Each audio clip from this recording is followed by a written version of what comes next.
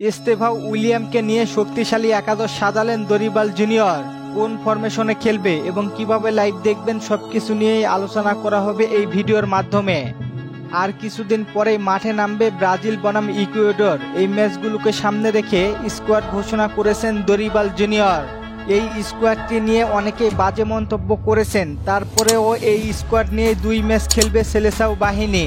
এই 2 ম্যাচকে সামনে রেখে অনুশীলনে ফিরেছেন সেলেসাওরা, তবে অধিকাংশ প্লেয়ারই দলের সঙ্গে যোগ হতে পারেননি এখনো। চলেন দেখে আসি প্রথমে একাদশে কারা কারা থাকছেন। গোলকিপার পজিশনে রয়েছেন অ্যালিসন বেকার, সেন্টার ব্যাকে রয়েছেন দানিলো, অ্যাডার মিলিতাও, গ্যাব্রিয়েল মাগালেস, লেফট ব্যাকে আছেন গুলহামে এরেনা।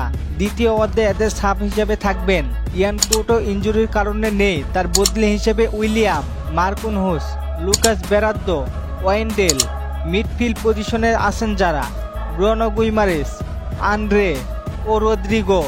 এদের সাব হিসেবে থাকছেন Gerson, Joao Gomes, Lucas Paquetá.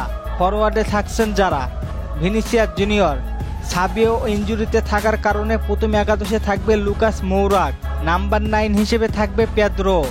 এদের সাব হিসেবে থাকবে ইয়ান কোটো, ইনজুরিতে থাকার কারণে তার সাব হিসেবে লুইস হেনরিক। লুকাস মুরাক্কের জায়গায় এস্তেভাও উইলিয়াম, পেদ্রোর জায়গায় এনরিক। এমন একাদশী প্রকাশ করেছেন দরিবাল জুনিয়র। ব্রাজিল বনাম ইকুয়েডরের ম্যাচে ইকুয়েডরের বর্তমানে ফিফা র্যাঙ্কিংয়ে রয়েছে 27 নম্বরে, অপরদিকে ব্রাজিল রয়েছে 5 নম্বরে। এই ম্যাচটি অনুষ্ঠিত হবে বাংলাদেশ সময় 7 তারিখ সকাল 7টায়, অর্থাৎ সামনে শুক্রবারে সকাল 7টায়।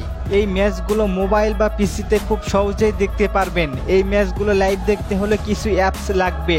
ইয়াসিন টিভি, ইয়াল্লা live TV, football TV HD. FIFA website থেকেও সরাসরি লাইভ দেখতে পারেন। তবে এই অ্যাপসগুলো ডাউনলোড করতে কোনো সমস্যা হইলে আমাকে নক করতে পারেন অথবা কমেন্ট করতে পারেন। আর এই অ্যাপসগুলো প্লে স্টোরে পাবেন না, গুগল থেকে ডাউনলোড করতে হবে। ধন্যবাদ সবাইকে।